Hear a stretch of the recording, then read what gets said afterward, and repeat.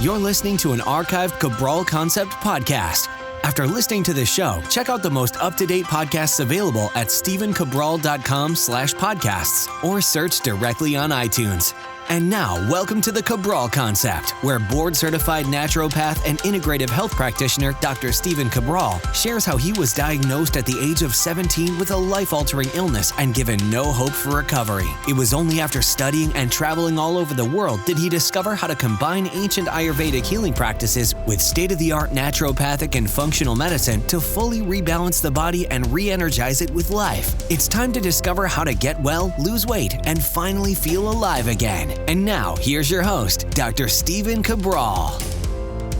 So happy to have you here with me today on this Training Thursday, where I want to explain how to exercise off that cheat meal that you may have had the night before, or maybe even that you're going to have that night. But I want to do it in a way that keeps you safe and keeps you healthy, because a lot of people don't know this, but you're at greater risk for a heart attack or stroke or whatever it might be if you get less sleep the night before, if you've had alcohol the night before, or if you've had a really inflammatory meal. And a lot of people don't know that. They haven't seen it in the literature, but even a lot of cardiologists, believe it or not, conventional medicine cardiologists are now telling their patients, be careful of those weekend workouts that you're doing because you're at greater risk for a heart attack, stroke, blockage, et cetera, et cetera, et cetera. And that's because of all the inflammation that's created with the alcohol, the cheat meal, et cetera. Remember, a lot of these cheat foods that we love, right? The gluten or the dairy or the sugars or the alcohol, well, they're inflammatory in nature.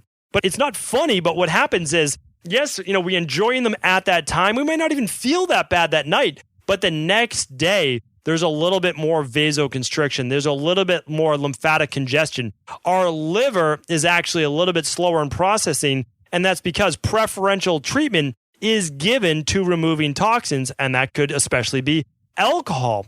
Now, if we have all this inflammation going on, and we have a little bit of that vasoconstriction of the arteries, and our body's not quite as balanced between what's called the sympathetic nervous system and parasympathetic nervous system, here's what happens. It puts us at greater health risk. And again, this is now clinically proven, which is why cardiac-based specialists are saying, be careful of exercise-induced heart attacks the night after drinking alcohol or the night after staying up late. So I work with also a lot of high performers like CEOs, and I work with founders of companies, and they pull all-nighters or they've had a really week of high stress. And they actually would say, well, no, I like to go for a workout after this because I like to blow off some steam. That's what a lot of people say to me. Here's the problem with that. You're already in that fight or flight. You're already in that sympathetic nervous system dominance, right? Your cortisol's already up. Well, what puts you at greater risk for a heart attack? Higher levels of cortisol, higher levels of homocysteine, right? Inflammation of the arteries, higher levels of CRP, C-reactive protein, which can actually become increased because of any acute-based, inflammatory-based condition, whether it be stress, a lack of certain vitamins such as vitamin E, or a night of alcohol, or a really hard workout. So really, really important to look at this. Another number I like to look at on blood work as well is LDH. And that shows that for me, I like to look at that and how catabolic is the person, right? How much tissue are they breaking down, especially for my ectomorph or Vata or even Vata Pitta based wellness clients and body transformation clients. So really, really important. Again, if you don't know what body type you are, stay tuned. I gave a little insight last week in that this is on the way. We are almost at episode 900. When we get to episode 900 in 2 weeks, we will be turning the corner. Please go back, listen to previous podcasts of the Cabral Concept. It is I believe, again, I'm very biased. Go back. It's literally 20 years of my research, 3,000 plus books, traveling all around the world, going back for my degree in naturopathy, but studying Ayurvedic medicine, traditional Chinese medicine, every form of medicine, to be honest and fair, because just said I didn't care who was right. I studied Edgar Cayce. I studied Bach flower remedies. I studied homeopathy. I studied a little bit, not a lot, but a little bit of Hawaiian-based medicine. I studied a lot of Native American-based medicine. Studied a lot of herbalism. I did not care who was right. I did not care who the the author of what was, I said, agree or disagree with this person. I want their knowledge. Okay. That's the past 900 episodes. Of course, we're going to keep going, right? But every week after episode 900, I want to start bringing you true Ayurvedic medicine, because how it's being given to you right now in these podcasts, these small little books, is not Ayurvedic medicine. I'm going to be honest with you. And again, I don't mean that to come down on anyone, but it's not Ayurvedic medicine. It's not. It's a watered down, cute version, which is what our generation or our society has asked for. So I don't blame anyone or fault anyone, but they just want like the cute part of it. Hey, what's your dosha? Like, it upsets me. And you're going to find that out going forward. It upsets me. It really does.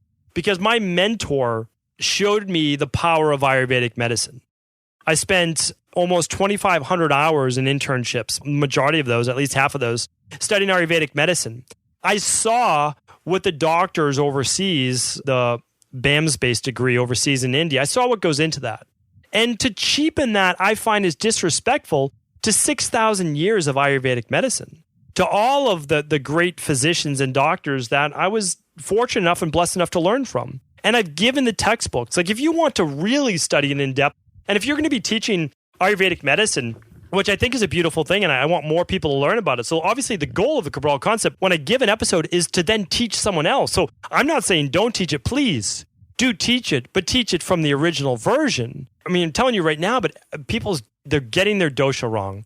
And if you get your dosha, which is your body type, wrong, you can't follow recommendations. You're going to be following the wrong recommendations. And my whole goal is to help people heal, and I feel like they're doing more harm than good with this. So the textbooks by Dr. Vasant Lad are absolutely incredible, and they're worth going through. There's so many other Ayurvedic textbooks, but unless, I mean, I've already done in the past. So again, if you just want to go to stephencabral.com/podcast and type in Ayurveda, then you'll see all the recommendations I've given in the past. I've got certified through different Vedic academies and studied all these different things. But the truth is there's so many amazing practitioners, Dr. Svoboda, Dr. Vasant Lad, Dr. David Frowley. Like, there's just amazing people out there. And so what I'm saying is that do learn about it, and I look forward to teaching that in the future. Okay, let's move on. I want to move on right now to what to do if you had a cheat meal the night before and you still want to work it off, but you want to do from a safe way, right? And work it off means, okay, yes, you're going to burn some calories, but what you're trying to do is decrease inflammation. Like, so you have to have a normal workout, not one that creates more inflammation. And what I want you to do as well is sweat out some of those toxins and then re-regulate, kind of rebalance the blood sugar and hormone levels. That's what exercising the day after a cheat meal, or kind of like eating to excess, however you want to look at it, can truly help with. So here's what we need to watch for. I want to give you kind of like the what to watch for first. So I think this will be helpful for a lot of personal trainers and health coaches out there as well. If you're taking a client through a workout and they just drank the night before or had a cheat meal, watch out for this. Watch out for excessive sweating. So I want you to keep a tally on yourself as well. Are you sweating more than usual? And as a personal trainer, you'll know if your client's sweating more than usual, especially if it's happening just during the warm-up, right? That's a sign. These are all signs that the body is struggling, that the body is struggling to get back to homeostasis and return to equilibrium. Really, really important to look at. All right, so watch for excessive sweating. Watch for increased heart rate. Look for an electrolyte imbalance that would be signaled by lightheadedness, or again, the heart palpitations, or just like, you know, kind of feeling woozy, right? Because your body, it might have lost a lot of sodium, and you might have got really depleted of magnesium, because your body needs those two things in excess when you drank a lot of alcohol. Alcohol depletes magnesium stores, and we wonder why we're a culture of depleted magnesium. And again, you can just run a hair tissue mineral analysis to see if you're depleted of magnesium or need it at a functional level or not. So extremely important. Okay, so watch for those things, and then also watch for this, a weakness in grip. If your grip strength is weaker, it's a sure sign of inflammation, typically of the nervous system, right? Your nervous system does not have the same strength, which is showing up as that weakness in grip. That is not a good sign in terms of cardiovascular-based health as well, all right? Oxygenation, extremely important. Nausea is another one. If you start to feel nauseous, whether it's coming up and down from an exercise or just starting with movement, you can see that your body is not prepared for the type of stress that you're putting it through, and it's overwhelming the system, which is now showing up as nausea. And sometimes this doesn't even have to come with a cheat meal. You can just see your client after some squats or whatever it might be. Now, that can be a change in blood pressure from high to low blood pressure. That can cause nausea.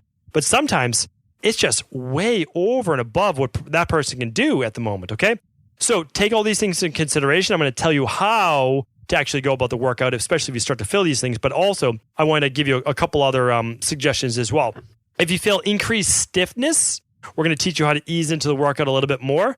And if your body feels more sluggish overall, it can be because it's in more of the parasympathetic nervous system and it wants to rest and rejuvenate rather than try to break down more from a workout. So again, parasympathetic, healing, rest, and rejuvenating, right? Relaxation. Sympathetic nervous system would be the fight or flight, the catabolism, the breakdown, the get up and go. Neither one is bad. Neither one is good. We just need balance, not moderation, but balance between the two.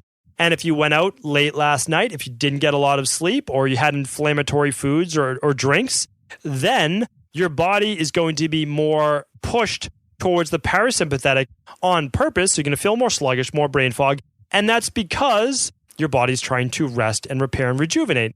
And that's why I'm very careful in my practice not to give people things like licorice root and other things to sometimes spike or push those cortisol levels if their body is trying to be in a rest and repair state, right? I don't want to ramp up someone's workouts if the reason that they're fatigued or tired is because their body's in a repair-based mode. And you can find out both of those things on a thyroid adrenal hormone test and a hair tissue mineral analysis. You'll be able to find that out. And remember, I review all of the labs that people purchase through equilibriumnutrition.com, and then you get a call with one of my health coaches. So if you're ever interested in going deeper, that's an option. You don't have to do it, but it's an option for you if you want to kind of stop guessing as to where you're at and just really test, okay? So really, really important. One other one I don't think I got to mention enough is that when you do feel sluggish, sometimes it's the lymphatic system, right? A cheat meal might contain a lot of heavy fats. Heavy fats, not within your sleep cycle, not going to bed around the 9 o'clock, 10 o'clock or so hour, staying up later, eating later, heavy fats, especially in oils, will really congest that liver, and the bile plays a big role in that in bile production, as well as the lymphatic system, which can really be congested and weighed down with a lot of these heavy fats and alcohol, right? And we're typically sleeping in a little bit later too, so we're missing our cortisol spike in the morning when we should naturally get it between 6 and 8 in the morning. So we're just messed up on our diurnal rhythms. So what we need to do is ease the body back into getting back into balance. Now, we can actually get some benefit from a workout the next day if we choose to. And we can work off, yes, some of those calories, but really just try to return the body to better homeostasis. And then it will burn body fat back on its own if we kind of get the blood sugar rebalanced, etc. Okay. One other big thing too is, remember, alcohol can spike blood sugar, but a lot of times it causes hypoglycemia. That's the word, hypoglycemia, that next morning, which actually means a drop in blood sugar. So you do feel lightheaded, you feel a little weaker. So a lot of times you'll want a smoothie in the morning. Why a smoothie? Well, you get all your vitamins and minerals in it, but it's super hydrating. What your body doesn't need is coffee first thing after being dehydrated all night, especially after drinking, where it's already dehydrated. But what it needs is a lot of water, a lot of hydration, and you'll get that, of course, in a smoothie. So here's how I want you to warm up and get into your workout. First of all, I want you to take a couple hours to get your body up, awake, have a smoothie, get hydrated. And then if you want to, okay, let's go to the gym, right? Let's get in a good workout. But here's how we want to do it. We want to warm up and ease into it. This counts as well, especially if, let's just say you're working out on very little sleep. This counts as well for this, all right? So this goes, again, personal trainers can use this with their clients. Warm up for a little longer, usually twice as long. What will we do? Well, instead of a 5-minute dynamic warm-up, sometimes we'll get people just on the Schwerin Airdyne bike that we have, or an Airdyne bike in general, or maybe they'll just have them walk for 5 minutes, get that lymphatic system moving, and then we might have them get on a trampoline or a rebounder to jump and move that lymph. So important. Check out my podcast on rebounding. Just go to stephenCabral.com/podcasts and type in rebound, REBOUND. I hate trying to spell while doing a podcast at the same time. Never works out that well. But I have a whole podcast, and I think it's called the 33 Reasons to Do Rebounding. Okay, it's episode 271. So stephencabral.com/271. And then episode 222, 33 Reasons to Use a Rebounder. All right, so check those out because that will help you learn how to do rebounding. You'll see a video on rebounding, and you'll get all the different reasons of why you can have a rebounder right at home. And I give you the link for the one that I recommend at home, or why you can use it at the gym. Or if you don't have a rebounder, what you can do instead. But that rebounding, basically jumping up and down, not for a long period of time, 30 seconds, a minute or so, will allow you to get the lymphatic system moving and just really get the body alive and woken up. Then you can do your normal warm-up. Let's say it's a dynamic warm-up of lateral lunges and hand walkouts and transverse plane lunges and band reverse flies and empty cans and like whatever you want to do. Great. All of that will come after you do a gentle general warm-up.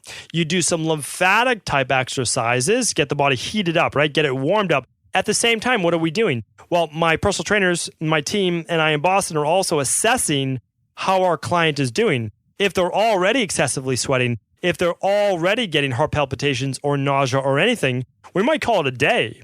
We might actually just start to do more stretching or foam rolling, right? Some self-myofascial release, because we know today is not a great idea to be exercising because we're putting them more at risk for health and injury, and also draining their body, right, of what they have. So we might just do some very light body weight, maybe some light biking, and then a lot of stretching, self-myofascial release, like on a foam roller, and then stretching, right? So that's always a possibility. I'll give you that at the end as well. So we're warming up, doing a gentle warm-up. We're doing our lymphatic-based movement, and then we are doing our dynamic warm-up. And again, I've given you a whole program on dynamic warm-ups before, so you can just go to stevencabral.com/podcasts and type in dynamic warm-up, and you'll find out how to do one of those as well before your workout.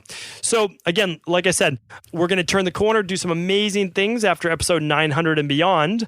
A lot more of getting to know your body type, and customizing it for yourself. Obviously, all just, part of your health education. That's what it's all about. But all the previous podcasts are always there. If you're able to listen to maybe one more a day just for that kind of like just walking around or whatever it is, commute to work, you're going to get all of that knowledge. And again, nobody can take that from you. That's the amazing thing about knowledge, is that it starts to build off of knowledge, and you can start to see things a little bit more clearly, and you'll then be able to make the best decisions for yourself, even if that topic hasn't been taught to you yet, because you can make the correlations. And again, I find that to be such an important thing in my practice as well, in my life. All right. So the next thing we'll want to do is that day after lack of sleep or alcohol is we're going to want to do more of a circuit-based day, or more of a non-neurologic heavy strength day. So if it was heavy squats, heavy deadlifts, heavy, not a great day to be putting that type of stress on your nervous system and on your heart. What does that mean? Well, it means this. The heavier the weight, the more the body tightens, constricts, and raises blood pressure. What happens when you raise blood pressure? Greater constriction of the arteries. What puts you at more risk for heart attack and stroke? Greater constriction of the arteries. Let's save that for another day. I mean, honestly, live to fight again another day. I'm going to be honest. And you could be in your late 30s right now, we'll say, and you're like, you know what? This could never happen to me. It happens. You never know when, and you never necessarily know how, right? But it happens. Let's just be smart about this. Let's think about this. Hey, you have another 20, 30, 40, 50 years of exercise ahead of you. Let's not try to get it all in one day. That's just the point of this. That's it. So do a circuit instead. Do 3, 4, 5 exercises, or do a normal workout. Maybe do the exercises you were supposed to do, but just not at 100%, maybe 70% for the day, okay? So no excessive straining is all I'm saying. You can get in a great workout. You can work up a great sweat, but you're not going to be excessively straining and doing too much just constriction, vasoconstriction of the arteries, right? Breathe, get a lot of oxygen, pump the blood vessels, and get that lymph moving, okay? The next is this, is that we can finish, instead of with like a really hard interval workout or Tabatas, we could do maybe a 20 or 30 second sprint and then double the amount of rest. We can still get in our intervals. And again, you can look at my previous workouts on interval training, but it doesn't have to be 20 seconds on, 10 seconds off. And I know a lot of people like to do that. Totally fine. Great. I have no issues with that. But this might not be the day to do it. Maybe you go for a 10-minute upright bike, right? Or you do something that's a little less strenuous. And that means you still get the cardiovascular benefit. You still oxygenate your muscles, but here's what else happens. When you're doing that cardio, you're forcing more blood through your liver. Now, this could actually cause some type of Herxheimer-based reaction. You might not feel good because your body's processing all these toxins. But what it's doing is it is forcing more blood through your liver, which means your liver will be forced to detoxify at a faster rate. That can help you recover a little bit faster as long as You're drinking lots of water. Hopefully you've had your smoothie that morning. If you put in our daily nutritional support powder, at least you're getting some of those phase 1 and phase 2 nutrients that your liver needs on a daily basis to detoxify. But again, how you choose to go about that, completely up to you. Just don't make it an overly strenuous day. Let's do a little recap on this, all right? So I want you to wake up, take a couple hours, not exercising right when you wake up. I don't want you to do coffee first thing. I want you to hydrate. All right, do water with lemon. Do some ginger tea, herbal tea, hibiscus tea, or do our daily fruit and vegetable blend, lime and sea salt. That's what I recommend. Highest recommendation. Why? Because it's rehydrating you and putting electrolytes back in your body. When you are hungover or you've had something to drink, it's removing electrolytes. Well, you get them back if you do something like the daily fruit and vegetable blend, which is 22 organic fruits and vegetables as a powder, greens powder. I will link this up in the show notes today. But also, you're doing sea salt, sodium, and you're doing potassium, which is in the lime. So pretty simple, or you can do the lemon. Totally straightforward, really, really easy to do. And then what I'm recommending, you can always do that raw honey that I talk about all the time too. Just a half a teaspoon to a teaspoon. That's only 5 grams of total sugar, no big deal. And that will bring up your blood sugar just a little bit. Not a lot, it's only 5 grams, just a little bit if you're someone that goes into hypoglycemia. About an hour later, let's say after you take a shower, you kind of get your body, oxygenated, then we can have a smoothie. Take your time sipping on that, drinking that. If you want to have a coffee after that, then your choice, totally fine. But then we can go to the gym. All right. Then you're going to warm up into it. You're going to ease into your warm up. And that's going to be with a light bike ride, a light walk on a treadmill. It might be a walk to the gym if you're close enough. Anything easy to ease into it. Then you'll work on a rebounder, or you'll do some jumpy jacks, or you'll do some jump roping. Not for too long, but enough to get that lymphatic system moving. You'll then take kind of an assessment like, hey, how do I feel right now? Accelerated heart rate. Am I excessively sweating more than usual? Any lightheadedness, any weakness, any nausea, any sluggishness? If so, okay, well, I'm going to just kind of take it easy today, right? And then after that, you can do your specific warm-up, your dynamic warm-up, and then you can do a circuit that day instead of really intense, heavy straight training where you're going to be straining. And then afterwards, instead of doing the super intense interval, do maybe 3 to 5 lighter intervals, or a day of a little bit of 10 minutes to 20 minutes of cardio afterwards, where you're just going for some more of that steady state to pump more oxygen, to move that blood flow, to move the lymphatic system, but also to pump it through the liver to detoxify to a greater degree. If you do that, now you've had a nice healthy exercise. Again, when in doubt, don't exercise. But if you're feeling good, hey, you can do that. That's going to help you recover faster. You're going to boost the metabolism. But if you don't feel up for it, you're like, you know what? Yeah, my heart rate is a little higher than usual. And again, you can take your heart rate. What is it usually? If it's 65 and you're already up to like 100 beats per minute and you're just walking, well, you can see the stress already in your body. That means you don't need more stress. That might be a day just to do your light body weight movements and then do some self-myofascial release, a little self-care, right? Some foam rolling for your IT band, for your TFL, for your quads, for your hamstrings, for your glute medius and your glutes in general. Do some mid-back based mobility work. And then you can do some stretching. Then after that, hop in the sauna. Don't go to excess either in the sauna, but sweat it out in the sauna instead of the workout that day. That will also be really, really helpful. Again, a lot of people like to do a steam, but remember, a steam is a lot of times more dehydrating and you don't even know it. And the other thing is, it's a lot more toxic. Unless you're doing your own steam where the water's filtered of chlorine, when you go to a steam in a gym, you're going to be breathing in all of those chlorine vapors. I talk about that in my book, The Rain Barrel Effect. But if you breathe all that in, you're breathing in chlorine as a gas, as a vapor that goes directly in your bloodstream. That is now more for your liver to have to detoxify. Not a good thing. So you can do a light sauna, totally fine. You get your massage. And again, just live to exercise another day. That's what it's all about. So exercise is meant to build our bodies up, to make our bodies healthier, to help with detoxification, to produce more endorphins, better neurotransmitters, all of those things, right? To re-regulate our hormones. That means estrogen and testosterone and DHEA and cortisol and all of those great hormones, right? All of them. But what we want to do is we never want to take it to excess. And some days it's better to go easier or maybe even take the day off if you overdid it the day before. So hopefully today's podcast was helpful. If it was, I would love to hear from you on Instagram or in our free Facebook group at cabralsupportgroup.com. That URL will take you right there. You're welcome to join. We would love to have you if you are a positive person who loves to support others in the group. And of course, we're happy to answer your questions there as well. And again, if this podcast was helpful, please do feel free to share it with anyone else you believe it could serve. Before you go, I wanted to share a personal story with you. The real reason I began to get well finally is because I figured out what was wrong with me. And that might seem pretty obvious, but I went from doctor to doctor for over 2 years before discovering at-home functional medicine lab testing. These are the labs that enabled me to finally figure out what was wrong with my hormones, blood sugar, electrolytes, and gut health. And once I knew what was wrong, I could then follow a proven plan in order to rebalance my body from the inside out. This is why I believe so strongly in functional medicine lab testing and why I've made it my mission to share these labs with the world. Now at equa.life, you can order an at-home lab test or lab bundle for you and your family and be able to complete it within the week. Plus, the EquaLife difference is that you're not left to try to read and figure out these labs on your own. We explain what your lab numbers mean, what they mean in the much bigger picture, and then how to go about rebalancing your body in order to heal. To see our full selection of lab tests or to set up a free lab selection call to find out what labs may be best for you, simply head on over to equa.life/labs. And do remember, we ship these all over the world.